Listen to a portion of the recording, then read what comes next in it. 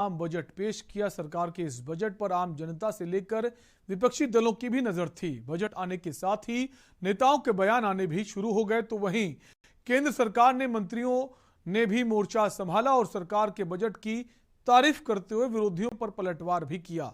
केंद्र के बजट पर केंद्र सरकार के केंद्रीय कृषि मंत्री नरेंद्र सिंह तोमर, केंद्रीय रेल मंत्री अश्विनी वैष्णव और केंद्रीय वाणिज्य मंत्री पीयूष गोयल ने क्या कुछ कहा, आपको वो भी सुनाते हैं।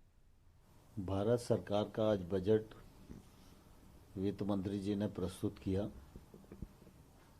यह बजट बहुत ही दूरदृष्टि वाला है, ऐतिहासिक है। मैं इस बजट का बहुत स्वागत करता हूं।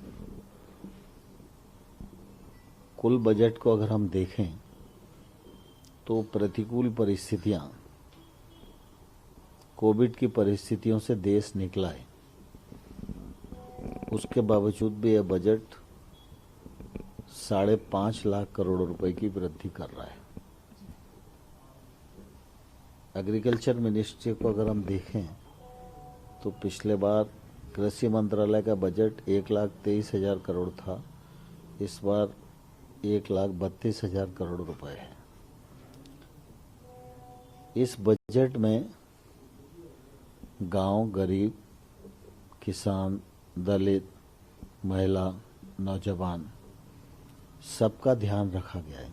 मैं माननीय प्रधानमंत्री श्री नरेंद्र मोदी जी को धन्यवाद देता हूं कि रेलवे के लिए रिकॉर्ड एलोकेशन किया गया है। रेलवे के जितने बहुत सारे critical projects, super critical projects, important projects, culturally important projects, उन सब प्रोजेक्ट्स में बहुत तेजी आएगी इससे काम करने में। जो टेक्नोलॉजी के एब्जॉर्प्शन के लिए नई वंदे भारत का और कवच का अनाउंसमेंट हुआ है बजट में, उससे एक पैसेंजर एक्सपीरियंस में चेंज आएगा। एकदम नई तरीके से पैसेंजर्स ट्रैवल कर पाएंगे। रेलवे के स्टेशंस के मॉडर्नाइजेशन के लिए, रीडेवलपमेंट के लिए फंड्स हैं।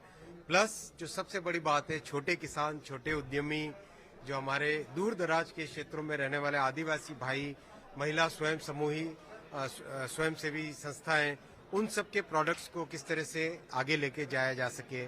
हर जिले की जो यूनिक प्रोडक्ट होती है, उस प्रोडक्ट को रेलवे स्टेशन पे कैसे एक विशेष स्थान मिले, जिससे कि सब लोग उसका उपयोग कर सके, उसका अनुभव कर सकें। बहुत ही एक भविष्य की तरफ ले जाने वाली सोच है। मैं समझता हूँ बजट समझने के लिए समझदारी तो चाहिए। उनको आंकड़े देखने नहीं आते हैं, इससे उनको जीरो सम दिखता है।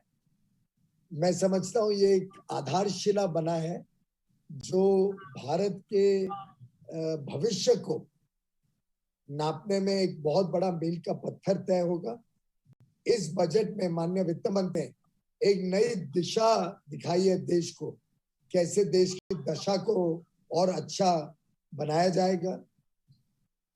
सरकार देश में सुविधाएं उपलब्ध कराए, इंफ्रास्ट्रक्चर पे निवेश करे और 35% वृद्धि की उस पर फोकस करे, और निजी निवेश उसके आधार पर स्वाभाविक रूप से अपना काम शुरू करेगा।